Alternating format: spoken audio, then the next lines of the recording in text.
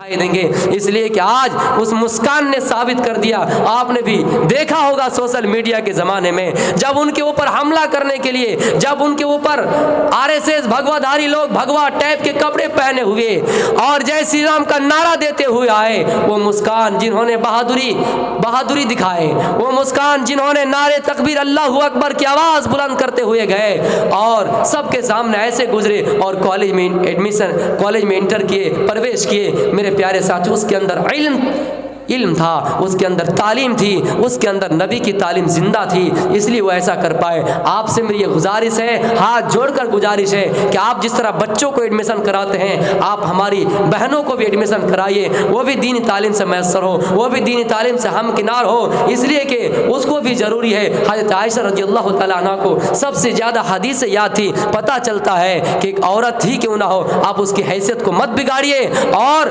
आप उसको एडमिशन कराइए बनात में, मदरसे में। कुछ लोगों का अकीदा ये है, हमें यहाँ तक कहा कि औरत को तालीम देने से क्या फ़ायदा, वही घूम फिर के गोबर उठाएगी। नहीं, ये सोच बिल्कुल ही मत रखिए। गोबर उठाए या कुछ करें, वो औरत अगर तालीम से हमकिनार होंगे तो अपने शौहर को ऐसा समझेंगे कि उसके पैर के कदमों के नीचे जन्नत है। वो औरत अपनी माँ की तरह सास की भी इज्जत करेंगे। लेकिन तालीम ज़रूरी है। आप तालीम को ज़िंदा नहीं करते और ये कहते हैं मौलाना साहब हमारी बीवी बच्चलन है, हमारी बीवी हमको नहीं चाहती। वो सहरसा जिले से एक आदमी हमको फ़ोन किया, देवबंदी है, वो कहता है कि हमको हमारी बीवी चाहती नहीं है। मैंने कहा यार किसको शादी की है? हदीस में आयु खैरिन निसा, सबसे ज़्यादा जो बेहतर औरत है उनको शादी करो, बाकी औरत को शादी करो, जो दीनदार औरत हो उसको शादी करो। लेकिन यहाँ क्या देखे जाते हैं? खूबसूरती। अक्सरियत लोग खूबसूरती देखते हैं, अगर बदसूरत हो जाए, हालांकि उनके अंदर दीनदारी है, लेकिन वो उस चीज़ को एक्सेप्ट नहीं करेंगे। खूबसूरत जायज़ आप कीजिए, लेकिन बदसूरत को हिकारत भी मत कीजिए। तो मेरे प्यारे साथियों, मैं ये बता रहा था वसुर दयामाना, अल्लाह बड़े रहम करने वाले हैं, इंसानों को माफ़ करने वाले हैं। अब आइए मैं आपको बता रहा हूँ, आए मेरी माओ बहनों, अल्लाह फरमाता है कि मैं तुम्हारी तौबा को कबूल करने वाला हूँ। कोई गुनाह कर जाए मैं उसकी तौबा कबूल करने वाला हूँ और मैं उसको जन्नत देने वाला हूँ। लेकिन इस दुनिया में जब तक तौबा का दरवाज़ा खुला है, तुम अल्लाह की तरफ रुजू करते रहो और ये ना सोचो कि हम बुढ़ापे में जब आएंगे तो हम अल्लाह की इबादत कर लेंगे। कुछ हमारी माँ और बहन ये कहती है कि हमारे पास तो अभी बच्चे हैं, बच्चे कभी कभी पेशाब कर देता है, इसलिए जब बच्चे से हम फारिग हो जाएंगे तो अल्लाह की इबादत करेंगे। अल्लाह ने मौत को किसी के लिए और आगे और पीछे नहीं किया, मुकर्रर वक्त पर मौत आएंगे।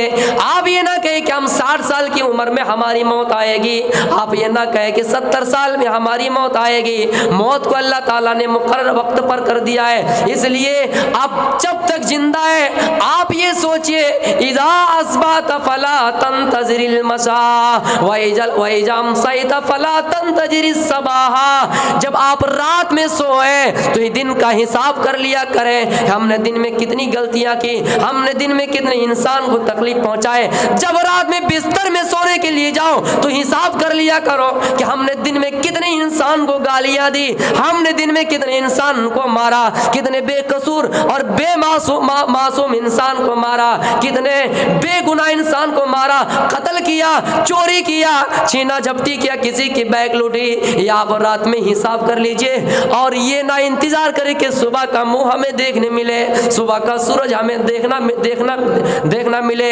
आप ये ना सोचे कि सुबह का सूरज मुझे दिखाई दे। इसलिए मेरे प्यारे साथियों, मेरी माओ बहनों, मेरे भाइयों, बुजुर्गों और साथियों, जब शाम हो जाए बिस्तर में सोने के लिए जाओ तो हिसाब कर लिया करो हमने दिन में कितनी गलतियां की।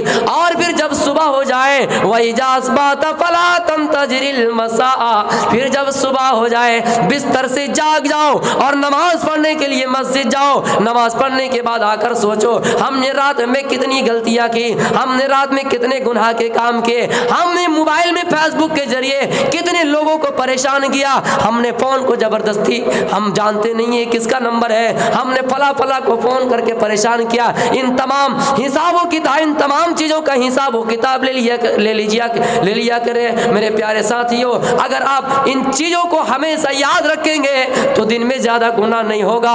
अगर आप इन चीज़ों को हमेशा याद रखेंगे तो रात में आप उतने ज़्यादा गुनाह नहीं करेंगे। इसलिए अगर गुनाह भी हो जाए तो आप अल्लाह से तौबा कीजिए। अल्लाह तौबा का दरवाज़ा खुला है, तौबा का दरवाज़ा खोल के रखा है। अल्लाह ताला से माफ़ी मांगे। अल्लाह फरमाता है मैं इस दुनिया के अंदर इंसान चाहे कितनी ही नेकी क्यों ना करे, इंसान चाहे कितने गुनाह ही क्यों ना करे, उस इंसान को मौत जरूर दूंगा। मौत से कोई बच नहीं सकता है, मौत तो एक दिन इंसान को आना ही आना है। आइनमा तकूनु युद्रिकुमुल मौत वलौ कुंतुम फी बुरूजिम मुसय्यदा। इंसानों, मौत से बचकर कहीं भी भाग जाओ, मौत से बचकर भागने की कहीं भी कोशिश करो, मौत तो तुम्हें आकर रहेगी। पहाड़ों के, जजीरों में, समंदर के अगर झांक बना दिए जाए, कतरे बना दिए जाए और उन झांकों के अंदर आप घुस जाए और झांक आपको घेर ले, फिर भी मौत तुम्हें आकर रहेगी। जमीन, मिट्टी के अंदर घर बना दिए जाए, फिर भी उस मिट्टी के अंदर आपको मौत आ जाएगी। इसलिए मौत से डरना नहीं है, बल्कि मौत की तैयारी करनी चाहिए। अल्लाह फरमाता है तौबा का दरवाजा खुला है, तौबा करो और अल्लाह से गिड़गिड़ाओ। अल्लाह फरमाता है आए मुसलमानों, आए मुसलमानों, इबादत करने वाले, नेक अमाल करने वाले, गुनाह करने वाले, चाहे जो भी हो, मौत के चंगुल में तुम्हें फंसना ही फंसना है। इसलिए दुनिया में चलना ही है तो हिसाब व किताब लेकर चलो, इसलिए कि क़यामत एक दिन वाक़ई होगी और हिसाब व किताब लिया जाएगा, तुमसे हिसाब व किताब लिया जाएगा। अगर दुनिया में जर्रा बराबर भी नेकी की होगी, भलाई की होगी, या जर्रा बराबर भी गुनाह किया होगा, अल्लाह उसको नामा अमाल में तुम्हें दिखा देगा। तुम्हें तुम्हारे नामा अमाल तुम्हारे हाथ में दे दिए जाएंगे, नेककार को दाएं हाथ में, गुनहगार को बाएं हाथ में। जब नेककारों को नामा अमाल दाएं हाथ में दिया जाएगा वो कितने खुश होंगे, लेकिन गुनहगार को जब बाएं हाथ में दिया जाएगा वो कहेगा या अल्लाह मुझे तो ये नामा अमाल ना मिलता तब भी मैं खुशी रहते। इसलिए मेरे प्यारे साथियों, ये बिल्कुल तसब्बुर ना करें। मौत तो हमने देखी, क़यामत नहीं होगी। हमने बाप को मरते देखा, दादा को मरते देखा, क़यामत क़यामत वो भी बोलते रहते थे, लेकिन क़यामत क़यामत कुछ नहीं होगी। यसअलूनका अनिस्साअति अय्याना मुरसाहा। आए अल्लाह के नबी, जो भी आपसे सवाल करे कि क़यामत कब होगी, क़यामत कब होगी, आप ये कह दीजिएगा कुल इन्नमा इल्मुहा इंदल्लाह। उसका इल्म सिर्फ अल्लाह को है, अल्लाह ही बेहतर जानता है कि कौन है। लेकिन क़यामत होगी, उनकी कुछ निशानियां भी बता दिए गए हैं। इंसान का हिसाब व किताब होगा, इंसान का हिसाब नापा जाएगा, तोला जाएगा। जर्रा बराबर भी हमने किसी का एहसान किया, जर्रा बराबर भी हमने किसी की नेकी की है, किसी के साथ उसने सुलूक से पेश आया है, उसको भी हमें दिखा दिए जाएंगे। फमन यअमल मिस्काला ज़र्रतिन खैरन यरा व मन यअमल मिस्काला ज़र्रतिन शर्रन यरा। ये तमाम की तमाम जर्रा बराबर नेकियां भी और जर्रा बराबर गुनाह भी सब दिखा दिए जाएंगे। इसलिए सोचिए और बिल्कुल शक उलझन में ना रहें कि क़यामत नहीं होगी, क़यामत ज़रूर होगी। लेकिन सवाल ये पैदा होता है कि अल्लाह को क़यामत करने की क्या ज़रूरत है। इस दुनिया के अंदर अदालतें हैं, कोर्ट है, जज है, पुलिस है, ममता ने फोर्स चारों तरफ लगा कर रखे हैं, फिर अल्लाह को क़यामत करने की क्या ज़रूरत है। एक मर्तबा एक फ़कीर रास्ते में चल रहा है और एक आदमी सवाल कर बैठा उस फ़कीर आदमी से, अच्छा ये बताओ, अल्लाह ने इंसान को पैदा किया है, फिर इंसान का हिसाब व किताब क्यों लेगा। अल्लाह ने इंसान को पैदा ही तो किया इस दुनिया में, लेकिन हिसाब व किताब फिर क्यों लेगा। इस दुनिया में तो उसका हिसाब व किताब ज़्यादा अक्सरियत हो जाता है, फिर अल्लाह ताला क़यामत क्यों करेगा। दूसरा सवाल किया, अच्छा इब्लीस को अल्लाह ने आग से पैदा की, अल्लाह ने इब्लीस को आग से बनाया, आग से पैदा किया, तो जहन्नम में जब शैतान को डाला जाएगा, इब्लीस को डाला जाएगा, तो उस आग में क्या तकलीफ होगी। गोया एक आग को आग से क्या तकलीफ होगी। जैसे उस फ़कीर ने सुना, एक ढेला उठाया और मार दिया, उस दहरी के मुंह पर मार दिया। जैसे ही मारा वो आदमी फौरन कोतवाल गए और जाकर शिकायत नालिश कर दी, फला फला थाने में केस दर्ज कर दिया, मुकदमा दायर कर दिया कि मैंने फला से सवाल किया तो मुझे जवाब नहीं बल्कि ढेला मारा है, उस आदमी को अदालत में लाया जाए। जब उस फ़कीर को अदालत में लाया गया और उस फ़कीर से पूछा तुमने इसको ढेला क्यों मारा है? फ़कीर ने कहा मैंने इसको ढेला नहीं बल्कि मैंने इसके सवाल का जवाब दिया है। अच्छा, ढेला मार के भी कोई जवाब होता है? नहीं, कभी ईंट का जवाब पत्थर से भी दिया जाता है। अच्छा, कैसे? उसने कहा इसने मुझे सवाल किया, अल्लाह ताला इंसान को इसी दुनिया में सजा दे देता है, अल्लाह इंसान को इसी दुनिया में हिसाब व किताब इंसान से ले लेता है, तो फिर क़यामत करने की क्या ज़रूरत है? मैंने उसको ढेला मार के ये जवाब दिया कि मैं जब इसको ढेला मारूंगा ये शिकायत लेकर ममता के फोर्स के पास जाएंगे, ममता के थाने में जाएंगे, ये शिकायत दर्ज कराएंगे। अच्छा ये बताओ मैंने ये जवाब दिया तो ठीक है या नहीं? मैंने तुमको मारा, तुमने शिकायत लेकर आए। उसी तरह अल्लाह इंसान का हिसाब व किताब लेने के लिए जन्नत और जहन्नम और आखिरत बनाए हैं, क़यामत का दिन मुकर्रर किया है। हमसे कोई बड़ा ताकतवर है, हमें अगर मारने के लिए आए तो हम उसको जाहिर सी बात है ज़्यादा मार नहीं पाएंगे। हम गरीब है, हमसे कोई बड़ा अमीर है, अगर हमको अरेस्ट कर दे थाना में डाल दे, हमारे पास इतनी ताकत नहीं है, हमारे जेब में इतनी ताकत नहीं है कि हम भी उसके ऊपर केस कर सके, हम भी मुकदमा कर सके।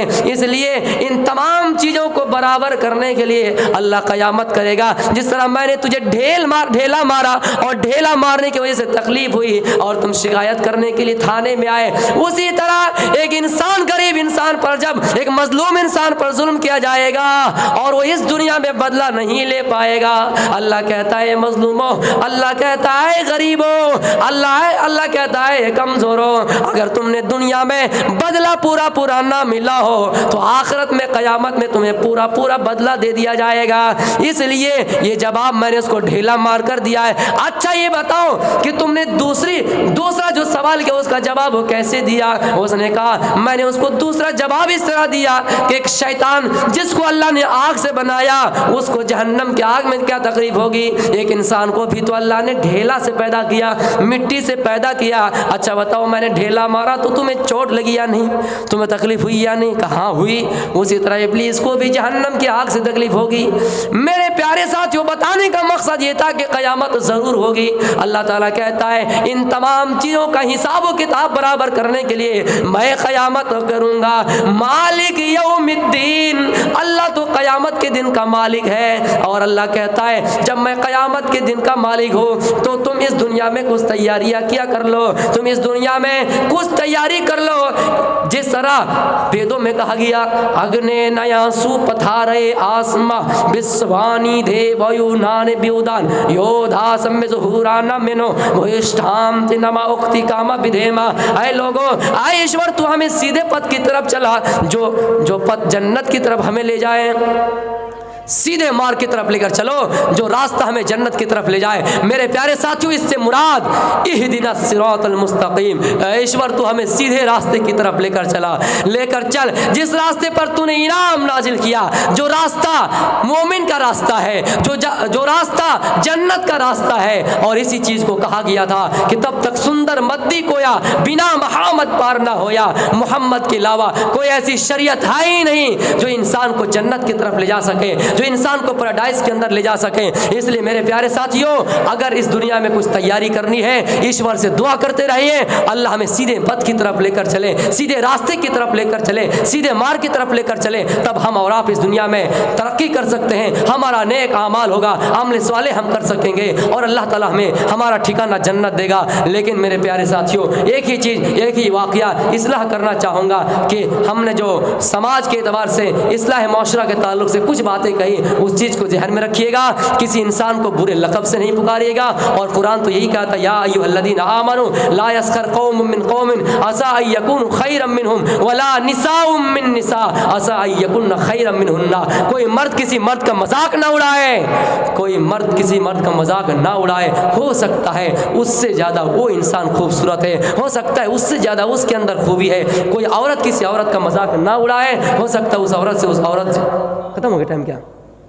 मजाक ना उड़ाए, इसलिए किसी को बुरे लक़ब से नहीं पुकारिएगा। एक ही वाक़या बोल रहा हूँ बंगाल में, बुरे लक़ब, किसी को बुरे लक़ब दीजिएगा, बुरे लक़ब से पुकारिएगा तो हमारा हाल भी वही होगा जो एक किसान के साथ हुआ था। किसान जानते हैं, खेतकारी काश्तकारी उस ज़माने में ज़्यादा हुआ करता, अब भी बिहार बंगाल में है। बैल से लोग खेत जोतते हैं, तो किसान के पास 2 बैल से जाहिर सी बात है, एक बैल जो है बगैर लाठी के चलता ही नहीं था, इसलिए वो किसान क्या किया, उस बैल का नाम लाठी रख दिया। और एक बैल फड़ तेजी से दौड़ता चलता था, इसलिए उसका नाम मेहमान रख दिया। उसके घर में एक बिल्ली थी, बिल्ली है या नहीं आपके इलाके में? हमारी माँ बहनें कोई दूध वगैरह रखती है, कोई मछली वगैरह बना के रखती है, तो बिल्ली आकर चुरा जाती है, खा जाती है, तो उस बिल्ली का नाम चोर रख दिया। एक दिन उस किसान ने अपने बीवी से कहा, अरे बीवी मुझे तुमसे बहुत मोहब्बत है, बहुत मोहब्बत है, मैं कुछ मोहब्बत में नाम रख देना चाहता हूँ। नाम रखो, जाहिर सी बात रखो, जिस तरह हमारे यहाँ भाई नौजवान भाई सब रखते स्यूटी या फिर ब्यूटी वगैरह जो भी रखते हैं। तो उसने कहा मुझे बिरयानी ज़्यादा पसंद है, बिरयानी तुम्हारा नाम रख देता हूँ। उसने अपनी बीवी का नाम बिरयानी रख दिया। बीवी ने भी मजाक से कहा, मियाँ बीवी से मजाक होना चाहिए, तो बीवी ने भी मजाक से कहा, है मेरे शौहर मैं भी आपसे ज़्यादा मोहब्बत करती हूँ, तो मैं भी समझती हूँ कि एक नाम आपका रख दूँ। मोहब्बत में कहा रख दो, मुझे घी जब से ज़्यादा पसंद है, तुम्हारा नाम घी रख देता हूँ। अच्छा ठीक है, उसने उसका नाम घी रख दिया, तो शौहर का नाम क्या हो गया? घी, और बीवी का नाम बिरयानी। 2 बैल, एक का नाम लाठी, एक का नाम मेहमान, बिल्ली का नाम चोर। एक दिन किसान अपने खेत में हाल जोतने के लिए गया, बैल समेत हाल जोत रहा, इतने में एक मेहमान चला गया उसके पास। जाकर उसने कहा अभी 1-2 कट्ठा और जोतना है हाल, एक काम करो घर में जाओ, घर में बिरयानी है, घर में जाओ आराम करो। ये आदमी सोचा यार भूखे पेट आया हूँ और घर में बिरयानी, ये खुशी के मारे चले गए, लेकिन उसको पता है नहीं कि उसकी बीवी का नाम बिरयानी। ये चले गए, घर में जाकर बैठे तो वो बीवी क्या कह रहे जानते हैं? अभी खाना खाओगे या घी का इंतज़ार करोगे? या अल्लाह कितना नसीब चमक गया यार, बिरयानी आज तक नसीब नहीं, घी की बात बोल रहा है। नहीं एक साथ खाएंगे, इसको लेकिन पता ही नहीं कि घी आएंगे, मेरा शौहर आएंगे। बैठा रहा खाने के इंतजार में। इतने में वो किसान आ गया बैल लेकर। जैसे बैल लेकर वो पहुँचे, जो बदमाश बैल था बगैर लाठी के चलता ही नहीं था, वो किसान के मुट्ठी से अपने रस्सी को इस तरह दौड़ता हुआ खींचा और रस्सी समेत वो भाग गया। अब शौहर ने बीवी से कहा लाठी तो भाग गया, एक काम करो तुम मेहमान को पकड़ के रखो, मजबूती से पकड़ के रखो, हम लाठी पकड़ के लेके आते। मतलब क्या है, एक बैल का नाम मेहमान है, मेहमान को पकड़ के रखो, कि ऐसा ना हो कि वो छूट जाए, उसको पकड़ के रखो, मैं लाठी पकड़ के लेके आता। अब इसका दिल गया, घबराया यार, अब तक अगर बिरयानी खा जाते घी के इंतजार में, घी भी गया बिरयानी भी गया, सांप भी गया, तो ये बैठा रहा। इतने में क्या हुआ, जो बिल्ली थी चोर कुछ चुरा के भागी रही थी। अब मोहल्ले वाले ने कहा चोर भाग गया, चोर भाग गया, चोर भाग गया, बिल्ली भाग रही। अब ये आदमी क्या सोचेगा, ये आदमी बोल रहा है कि हम ये आदमी जैसे ही भागा और वो सब समझ रहे थे कि चोर यही है, और लाठी लाया और दे दनादन पीटा मेरे भाइयों। तो ऐसी हालात होंगे जब आप किसी को बुरे लक़ब से पुकारेंगे। तो इंशाअल्लाह मेरा प्रोग्राम फिर से अगर कभी हो आपके बीच आऊँगा और आपसे मुखातब होऊंगा। आपसे मैं आखिर में कहना चाहूँगा, हमारे लफ्ज़ के ज़रिए से अगर कुछ गुस्ताखी हुई हो, किसी को ज़बान से अगर तकलीफ़ पहुँची हो, ठेस पहुँची हो, हमारी माँ बहनें भी आप हमको एक बेटा की तरह बेटा समझे, भाई की तरह भाई समझे, हमारे दीनी भाई भी अगर कुछ हमसे गलतियां हो तो आप हमें माफ़ करें। हम अल्लाह ताला से भरे मजमे में दुआ करते हैं, अल्लाह ताला इस प्रोग्राम को कबूल अता फरमा। अल्लाह हम सबको नेक आमाल और सालेह आमाल करने की तौफीक अता फरमा। जब तक हमारा खात्मा हो